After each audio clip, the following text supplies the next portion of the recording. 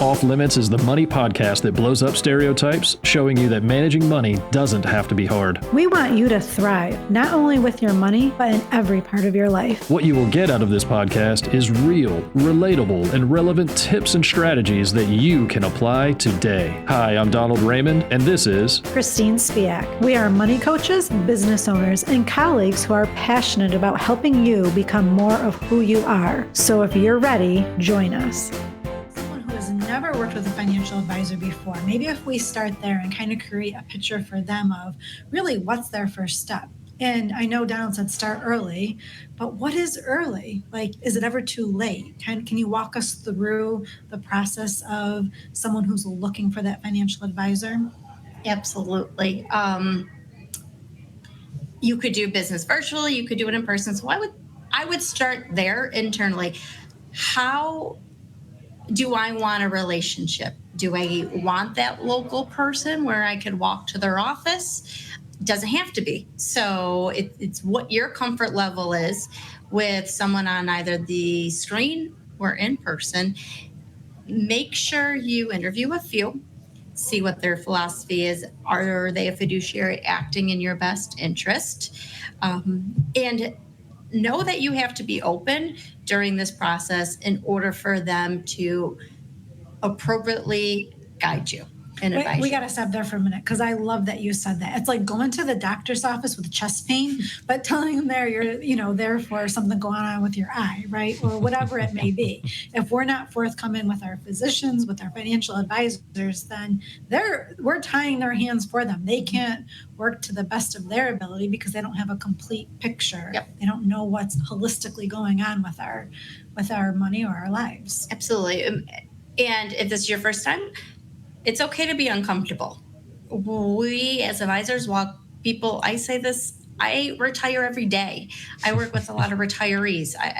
Although I physically don't, but I bring someone from growth or accumulation into retirement. So just know who you're working with. And to answer the question of, is it ever too late?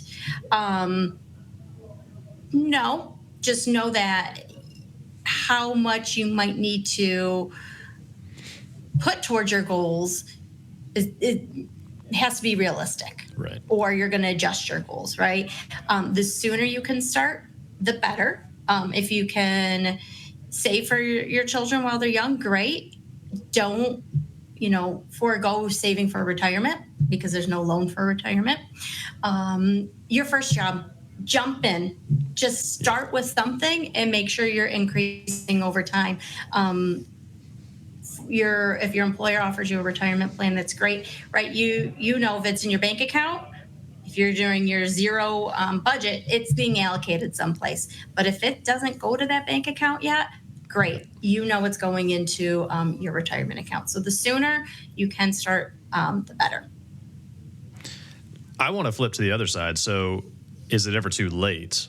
But you said something earlier, and I kind of have a personal experience with this where it was an epiphany for me, where I had been saving into retirement a small amount for years, and it was not inspiring, right? I was using an employee or employer-sponsored plan. I was putting the minimum amount that I could put in there because I was living on all of my cash, right? And I wanted as much money back to me as possible. So I participated, but not aggressively, right? I wasn't trying to maximize the match or any of that. So this is my first job out of college.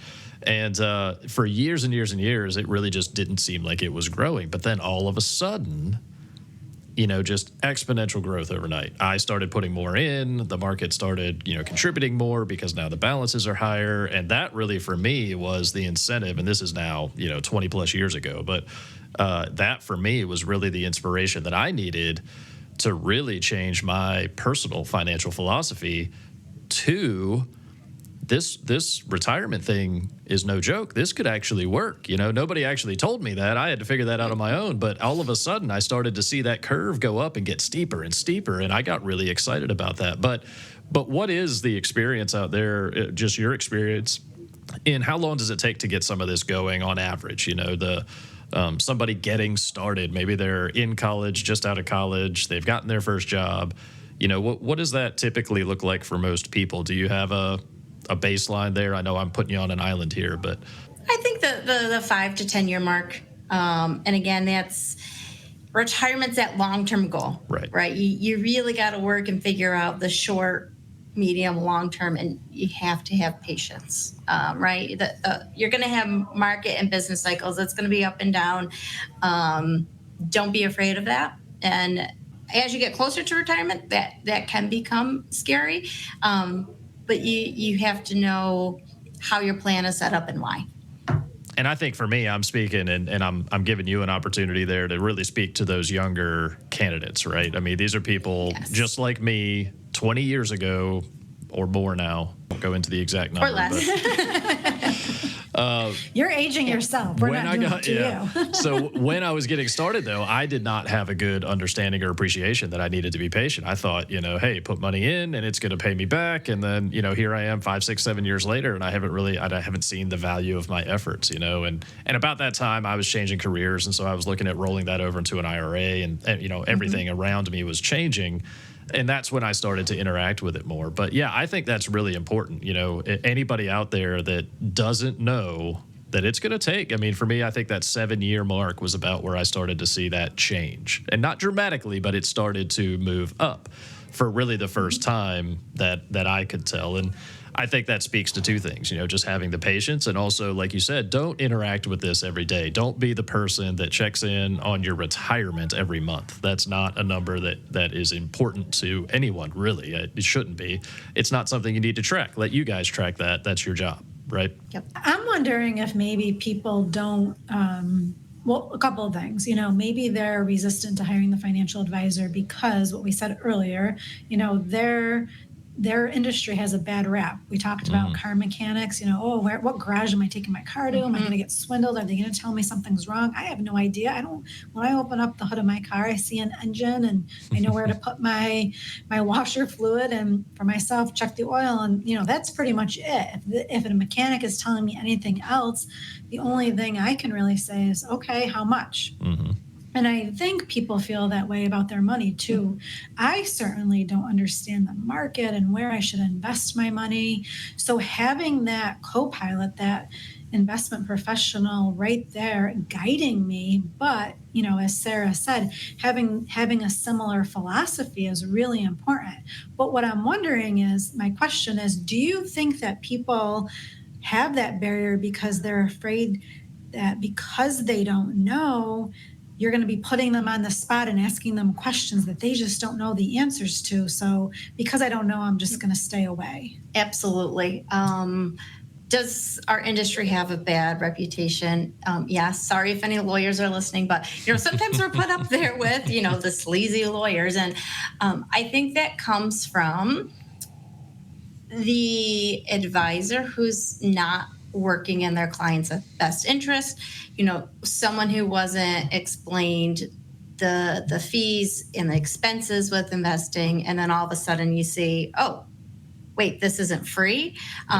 So really, now that we're in a more of a full disclosure world, which is how we work, I think that's one way to get over the barriers of entry. And then they're uncomfortable, right? A lot of times clients will come and like, well, I didn't really know what to expect, but it wasn't this. Like, we're human, right? We're here to help you.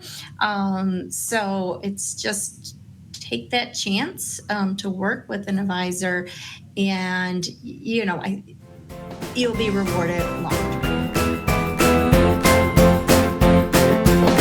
Thank you for joining us on this episode of Off Limits. Beyond the podcast, we are money coaches who want to help you. So if you are looking for help managing your money, use the links in the description below to contact either of us and learn how coaching can help you thrive. Lastly, please help us to spread the word by subscribing, leaving a comment, and sharing our podcast with your friends and family.